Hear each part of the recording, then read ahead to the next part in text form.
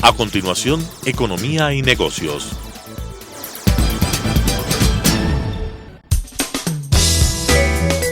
Clasificación B, bajo supervisión de un adulto.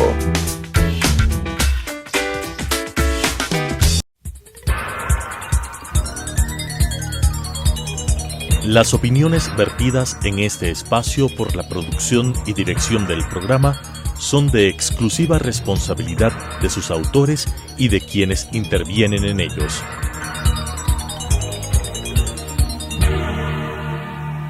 Telesucesos Canal 29 UHF presenta Economía y Negocios, un espacio para presentar a los principales actores locales del emprendimiento y del mundo empresarial, con la conducción de José Luis Iturralde. Economía y Negocios.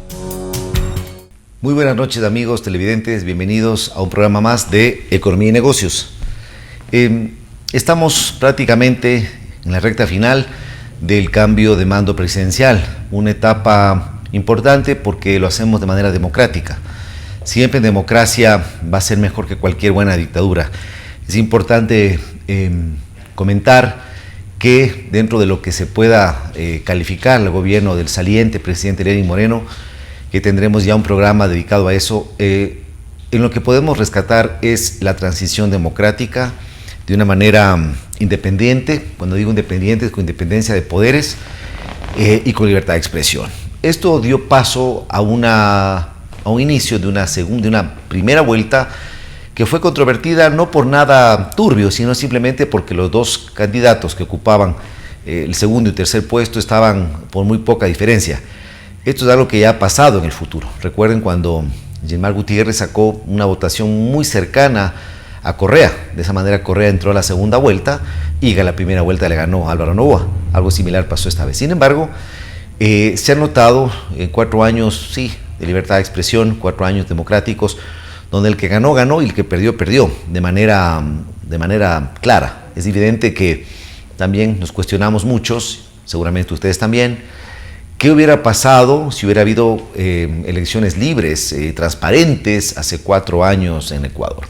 Queda la duda, la gran duda, mirando el exit poll y los resultados de la empresa Cedatos, históricamente, de hace 4 años y la de este año, donde evidentemente resulta que habría un acertado exit poll por parte de Cedatos hace 4 años. Bueno, este 24 de mayo se posesiona el presidente Guillermo Lasso Mendoza como presidente constitucional de la República. Es un acto histórico importante no solo para el Ecuador, sino para la región. Digo para la región porque con todos los nuevos gobiernos progresistas del socialismo del siglo XXI, unos que regresan, otros que van, queda la duda y queda la mirada hacia el presidente Lasso y el efecto Lasso, que vamos a ver cuánto tiempo dura, para bien, el efecto Lasso, que es esa tranquilidad que dio a los sectores empresariales, financieros, políticos, gremiales, etcétera. Considerando que si analizamos lo que pasa en América Latina, un país que se destaca dentro de la región como un país más desarrollado, con un PIB superior y con ingresos mejores a los de la región, con ciertas ventajas dados a los exitosos resultados de los últimos, no me refiero a este gobierno, sino todos los exitosos manejos en general, porque también hay cosas que hay que corregir. Chile, agobiado por unas manifestaciones obligando a ir a un plebiscito donde ya se sabe quién va a ser los constituyentes que escriban la nueva carta política de este país del sur. Enhorabuena, veo que está un poquito balanceado, ganaron por amplia mayoría los independientes y bueno, deseamos lo mejor al país, a nuestro país amigo, hermano, Chile, donde se esperaba algo peor, se pagaba un triunfo de la izquierda más radical, comunista, quien saca una votación importante, pero no la necesaria para ganar la mayoría de escaños en el nuevo Senado, en la nueva Constitución que escribirá los destinos de ese país. Si vamos más al norte, una Bolivia que con un espacio de respiro, al salir Evo Morales, entra una presencia, digamos, interina, temporal, que no puede mantener el gobierno, dado que el candidato Luis Arce del partido de Evo Morales hacia el socialismo, gana devolviéndole así el concepto de ese socialismo medio chavista, pero sin embargo vemos en Arce algo más de racionalismo de lo que se esperaba. Es un hombre que tuvo muchos aciertos como ministro, sin embargo ahora hay una incógnita: ¿qué pasará con Bolivia?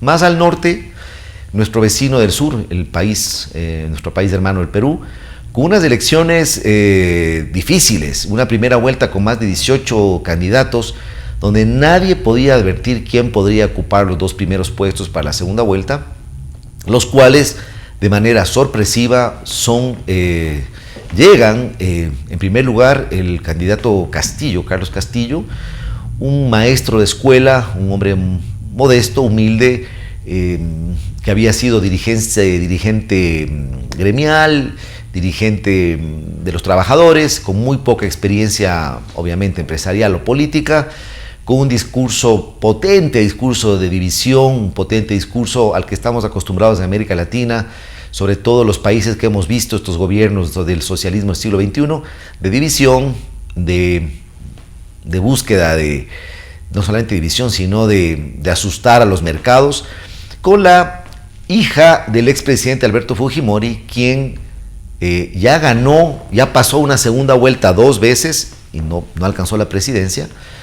Ahora sería su tercer intento. En un comienzo se veía que el candidato Castillo iba a ser ineludiblemente el nuevo presidente del Perú, pero está pasando lo que todos suponíamos, al menos yo pensaba así. Mucha gente odia a los Fujimori y otra realmente los quiere. Fue un gobierno muy polémico, que hizo cosas bastante positivas, pero también muchas cosas de las cuales la gente pues no solo comenta, sino generó un repudio al apellido Fujimori, o a la presencia de la posibilidad de que alguien le dé un indulto al expresidente Fujimori, quien tiene un arresto, está preso y no ha habido forma de que nadie le dé un indulto. Y el temor es que llegue la hija del indulto. Sin embargo, creo que aquí la cosa es muy clara. Keiko Fujimori representa a un sector que te puede gustar o no gustar, pero representa la democracia. Una persona que estará ahí los años que diga la Carta Peruana, más no un gobierno que pueda afectar la democracia o intentar traer estos conceptos errados, equivocados del socialismo del siglo XXI, inspirados en la revolución cubana o la revolución peor, la revolución venezolana, como lo ha dicho el mismo candidato Castillo. Esto no es algo que no es mi opinión, estoy repitiendo cosas que él ha dicho y que yo le he visto los videos y que he analizado profundamente el peligro que corre el Perú en caso que este señor gane la presidencia. En un comienzo la diferencia era abismal, para una segunda vuelta era confirmado y más claro que Castillo iba a barrer, no en Lima, sino en toda la parte rural y las provincias, el resto de provincias peruanas, sobre todo en las zonas populares, las zonas andinas. Sin embargo, los detractores de Keiko Fujimori empiezan a dar ya su respaldo. No voto es por Keiko, es por el Perú, es el refrán, algo parecido a lo que pasó en Ecuador, que las fuerzas se unieron por una tendencia anticorreísta para apoyar a un candidato que sacó un 19% en la primera vuelta y que gana en la segunda vuelta con 52%, como es Guillermo Lasso, porque representaba evidentemente el continuismo de la democracia, no continuismo del tipo de gobierno de antes, porque evidentemente Guillermo Lasso es un gobierno que se presenta por su gabinete, por su estilo, un gobierno diferente a lo que hemos visto en los últimos años en Ecuador. De esa forma vamos subiendo, me voy a saltar al Ecuador y vemos en la zona de Colombia, en el país hermano del norte de Colombia, unas manifestaciones violentas donde no cabe la menor duda que tienen un tinte político y tienen un tinte también, es evidente, con infiltrados, que es evidente, infiltrados que son manejados a través de la dictadura venezolana. Ya se han descubierto, les he investigado, he encontrado personas con armamento, con fusiles, algunos venezolanos, otros exdisidentes de las FARC, otros actuales, gente que tiene un vínculo cercano con las FARC, han intentado que estas marchas, que eran pacíficas, se violenten y contagien a la turba a que sigan haciendo desmanes, como son los destrozos de temas privados, de vidrios, señalética municipal, letreros, en fin. América Latina se convulsiona y es por eso que el presidente Lasso tiene no solo una misión con el Ecuador, sino con la región. Porque si Guillermo Lasso hace las cosas como esperamos que las haga, las hace bien, las hace con madurez, con experiencia, no tiene una experiencia política, pero tiene una gran experiencia privada, que no es lo mismo, pero tiene un marco importante de gente a su alrededor que esperamos sean quienes iluminen y guíen a nuestro próximo presidente. La próxima semana ya será el presidente constitucional, porque está en la mira este gobierno de un hombre conservador, de una centro derecha, un hombre, digámoslo así, un hombre de dinero, un hombre empresario exitoso. Lasso no solamente ha sido exitoso en el temas económicos, sino también ha sido un hombre exitoso en su vida privada, un hombre que tiene, se lo conoce, ¿no? Un hombre de una respetabilidad, un hombre de un sector conservador, digo, no solamente en lo político, sino en su manera de ser, perteneciente a un movimiento católico, que es el Opus Dei, del cual no hay nada de malo, por el contrario, es un movimiento inspirado en las profundas bases del catolicismo, que puede ser el hombre que cambie los vientos, no solo en Ecuador, sino en la región. Porque el éxito de Lasso es el éxito que puede contagiar a la región. Es momento de cambio en el Ecuador, es un momento de balancear. Hemos tenido gobiernos, duros gobiernos, de una izquierda de ideología, pero con una mezcla de, ¿qué podemos llamar? Más que un gobierno democrático, ha sido un gobierno totalitario. Me refiero al gobierno de Rafael Correa. Quien pueda, no creo que nadie pueda discutir este comentario, y no lo hablo con visión política, sino de una visión como lo ha sido, ¿no? Un gobierno que tuvo todos los poderes, que manejó medios de comunicación incautados, un gobierno donde vimos un gasto excesivo de publicidad del presidente, no del país, del presidente. Y sí, luego vino el gobierno de Lenín Moreno, que fue un gobierno para mí de transición, un gobierno que lo vamos a analizar, donde deja un legado interesante, sobre todo en 2 puntos, en 3, digámoslo así. Uno es la libertad de expresión, que sin duda alguna la ha habido. 2, un gobierno que se desmarca de la ideología chavista, castrista, venezolana del socialismo del siglo XXI, se desmarca, pone distancias, bastante distancia, ha sido muy duro, sobre todo los últimos 3 años. Y también un gobierno que busca una nueva relación, o buscó exitosamente una nueva relación comercial con los Estados Unidos, que se aspira a que esto lleve a un convenio de comercio, de libre comercio con el país del norte, que es el socio estratégico más importante del Ecuador, ya que es a donde más exportamos y a donde más viajamos los ecuatorianos. Entonces es algo que le puede convenir mucho al Ecuador, siempre y cuando haya unas buenas mesas de negociación, buenos personas técnicas, no políticas, técnicas, que manejen estos acuerdos. El Ecuador y Lasso en la mira es importante también para Europa, porque Europa, sobre todo España, mira con el ojo izquierdo a América Latina. Y estos vientos izquierdosos, progresistas que vimos o que sentimos aún en algunos países de América Latina, llegaron a España, donde el movimiento, el partido Podemos, liderado por Pablo Iglesias, acaba de tener un revés en la ciudad de Madrid. Yo pienso que de cierta manera los españoles también han entrado a mirar un poco lo que pasa.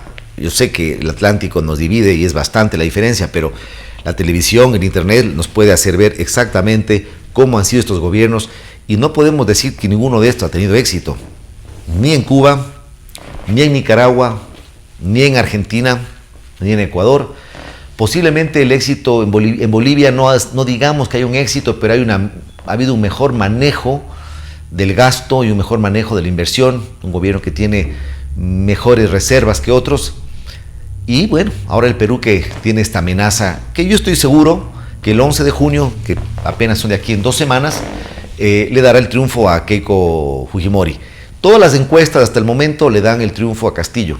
Sin embargo, la tendencia de crecer a Fujimori se mantiene, y la tendencia de Castillo se estancó. Y se estanca obviamente por el miedo que genera este señor. O sea, con todo respeto, escuchen, pongan videos de YouTube, miren las entrevistas que le hacen a él y saquen sus conclusiones. La señora Fujimori, que no es santo de devoción de muchos, o que no todo el mundo esté fascinado con ella, es una persona que tiene una propuesta de gobierno clara, Le invaden a ella algunos antecedentes. Ella estuvo presa por aparentes motivos de corrupción, que ha sido desvirtuado, ya que, bueno, es un hecho, el repudio que muchos sectores de la población peruana tienen hacia el fujimorismo se evidencia con este endoso a su hija, quien la ha escuchado, la he leído, la ha venido siguiendo, porque ella ha sido una persona que ha estado permanentemente cerca de su padre antes de que su padre esté preso. Ella fue la primera dama. Recordemos que Susan Iguchi, la esposa de Fujimori, se divorcian. De hecho, Susan Iguchi se lanza a la presidencia contra Fujimori. Y su hija, Keiko Sofía Fujimori, ha sido quien ha liderado. También su hermano Kenji, que ha sido un político importante, sobre todo en el Congreso. Marcan una historia de que los Fujimori tienen una importante nombre y presencia en la política peruana, a favor y en contra. Sin embargo, yo creo que en este momento, y se nota en los mercados, decían alguien que el mal de otros puede ser el bien de uno.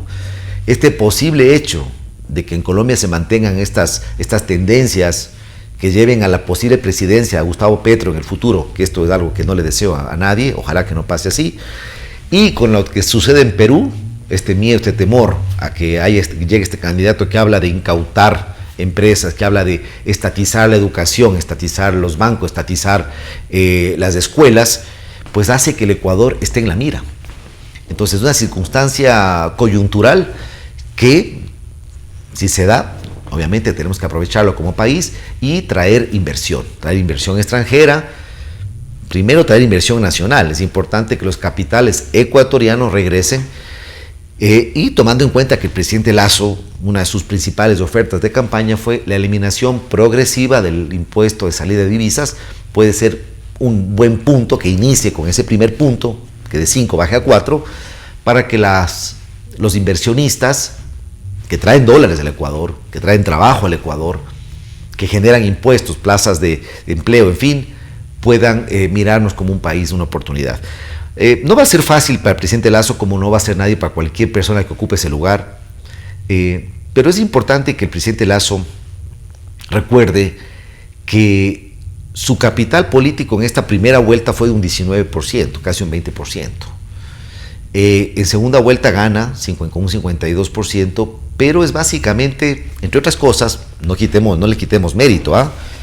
Fue interesante cómo a Lasso en la segunda campaña se humaniza, aparece con sus hijos, con su esposa, de la mano, en todas partes, habla de temas un poco polémicos, como el tema del aborto, el tema de la comunidad LGTBI, habla del extraccionismo, se junta con los jóvenes, y también el anticorreísmo en Ecuador es muy fuerte. En este momento el anticorreísmo es mayoría. Entonces Lasso tendrá que cuidar ese capital político que sumó en la segunda vuelta y atender los requerimientos que fue parte de su campaña.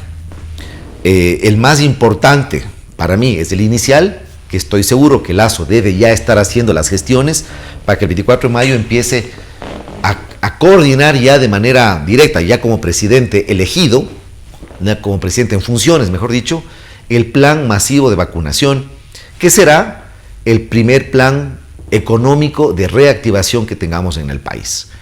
Yo viajé hace poco a los Estados Unidos por temas de trabajo y aproveché para vacunarme. Tengo un par de negocios de allá que me permitían presentar un documento que no fue necesario al final, porque solo presenté la licencia, me hicieron las preguntas de rigor y me vacuné sin filas, sin ningún tipo de problemas. Por el contrario, todo fue muy fácil. Y cuando digo sin filas, llegué y no había nadie, o sea que no fue difícil. Claro, la vacuna vale $20, $25, $30, pero uno viaja, compra un pasaje, se hospeda en un hotel, alquila un vehículo y reactiva. Los Estados Unidos, al menos la ciudad de Miami, donde pude constatar que está prácticamente a un 90% reactivada, con procesos, con protocolos, como tiene que ser, pero también con esta reactivación económica, que es lo que necesitamos todos los países y el Ecuador de sobremanera. Y como digo, como empresario, no queremos beneficios, queremos reglas claras para poder emprender. En cada sector en la industria, en las escuelas, en los colegios, en las universidades, en los sectores productivos, hemos tenido alguna afectación por estos cambios de leyes y políticas que han tenido el gobierno en los últimos 10 y 4 años últimos, sobre todo los 10 primeros. Afectaciones por ideas a ratos con buenas intenciones, pero que no eran viables en nuestro país. Es por eso que el país necesita esa reactivación. Bien, el presidente electo ha dado ya la mayoría de nombres de quienes ocuparán los cargos principales de su ministerio y secretarías. Un comentario breve es primero felicitar porque es la primera vez de lo que yo me acuerdo que no veo un gabinete que sea una cuota política. Eso es muy importante. Veo gente técnica, no conozco a todos, a la mayoría que conozco son personas, digo conozco no como amigos, sino que los conoces porque son gente que uno puede leer su currículum y saber quiénes son y ver qué han hecho en su vida. Veo que tienen una excelente carta de presentación en cada rama que se les ha nombrado. Sin embargo, también será importante que consideren que una cosa es lo privado y otra cosa es lo público. Pero doy mi voto de aplauso al gobierno entrante por haber salido de esta práctica de la cuota política, de entregarle ministerios a quien le apoyó con un partido o quien le apoyó económicamente, que es algo que lo hemos visto toda la vida. Y deseamos pues a estos ministros, en algunos casos ministros muy jóvenes, que también es algo saludable, ministras mujeres, les damos el mejor de los deseos de éxito, el éxito de ellos será el éxito del país. Hay un tema, que nos vamos a salir a otro, que es el que invade en este momento las noticias internacionales. De hecho, es la primera noticia cuando uno pone noticiero y es el conflicto árabe-palestino-israelí que se está gestionando, que se está dando tristemente en la Franja de Gaza. Es muy polémico y muy delicado hablar de las posiciones. Sin embargo, y recordando lo que pasó en la guerra Ecuador-Perú, no vamos a magnificar, a comparar el magnicidio, creo que es lo que pasa con Israel y Hamás. En Ecuador y Perú en el año 95 se militarizó la zona de conflicto a través de las Naciones Unidas y los observadores de Naciones Unidas de los países garantes. Es algo que tenía que pensar las Naciones Unidas. Este conflicto va escalando, sin duda, lamentablemente hay que reconocerlo, esto empieza porque quienes gobiernan en la zona de la Franja de Gaza no son los mismos que gobiernan la zona de Cisjordania, también palestinos. El grupo Hamás, terrorista Hamás, auspiciado por el gobierno iraní, ha lanzado hasta el día de ayer más de 3.800 cohetes. El hecho que en Israel no veamos tantos muertos o tantos niños en las calles no quiere decir que la cosa esté bien. Evidentemente Israel tiene un sistema antiaéreo y un sistema militar que proteja a su nación, pero las Naciones Unidas tienen que cerrar esa zona, militarizar, con el objeto de que paren de lado y lado las hostilidades y se busque forzar a un arreglo diplomático de una vez por todas. Este conflicto tiene muchísimos años de historia y genera más odios y más divisiones en las nuevas generaciones, posiciones diferentes de cada sector, que lo único que lleva es a más división y a futuras guerras.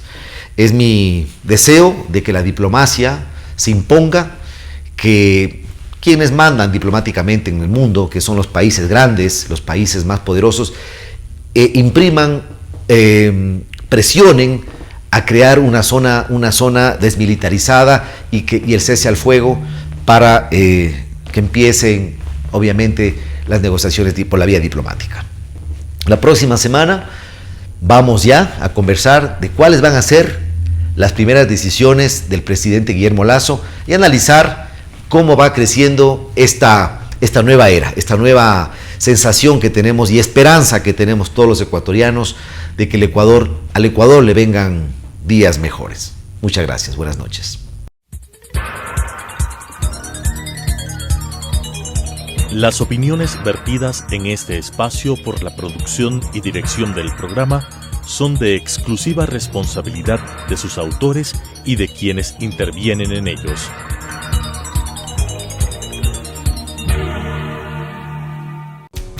Telesucesos Canal 29 UHF presentó Economía y Negocios, un espacio para presentar a los principales actores locales del emprendimiento y del mundo empresarial, con la conducción de José Luis Iturralde. Economía y Negocios.